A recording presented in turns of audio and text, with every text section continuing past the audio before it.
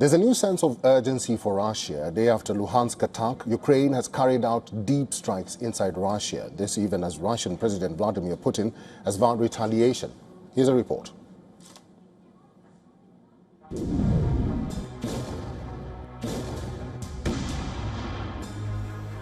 A swarm of drones filled the sky.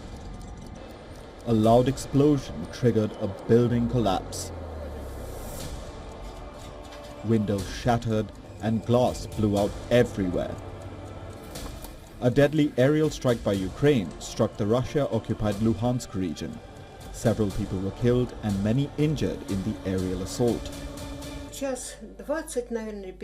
We heard rumbling. In about 15-20 minutes, 8 drones arrived, and immediately a fire started. The roof of the school began to burn, and the whole roof caught fire, and then everything else did as well. Russia has labeled the strike as a monstrous crime. It has accused Ukraine of targeting civilians by striking a student dormitory. Russian President Vladimir Putin has vowed revenge. He has ordered his military to prepare options to retaliate against Ukraine.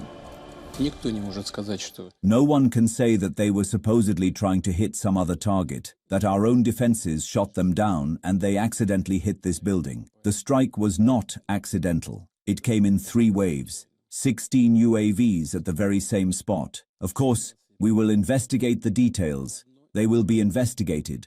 Appropriate conclusions will be drawn. Ukraine's military has denied the Russian accusations and says it has struck an elite drone command unit in Luhansk.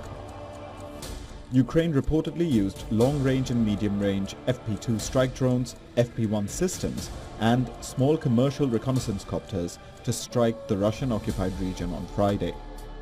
Kyiv has carried out over 700 cross-border strikes against Russia in the immediate days following Moscow's May 9th Victory Day parade.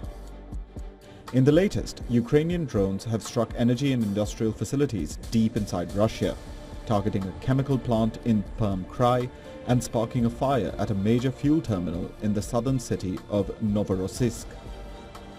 Zelensky claims that the chemical plant is 1,700 kilometers from Ukraine's border. Russia is striking back. It has carried out strikes in Kherson. Local authorities say it is one of the heaviest attacks recorded across the frontline region.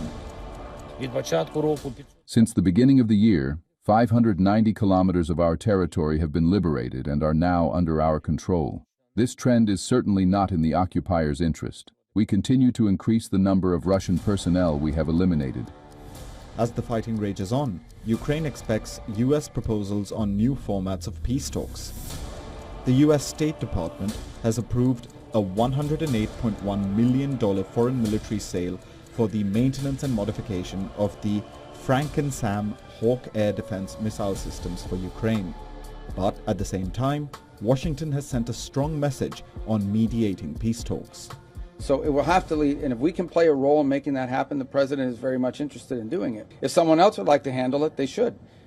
But it doesn't appear to be anybody else in the world right now that can handle it. So we're more than happy to do that. We're also not interested in getting involved in an endless cycle of meetings that lead to nothing.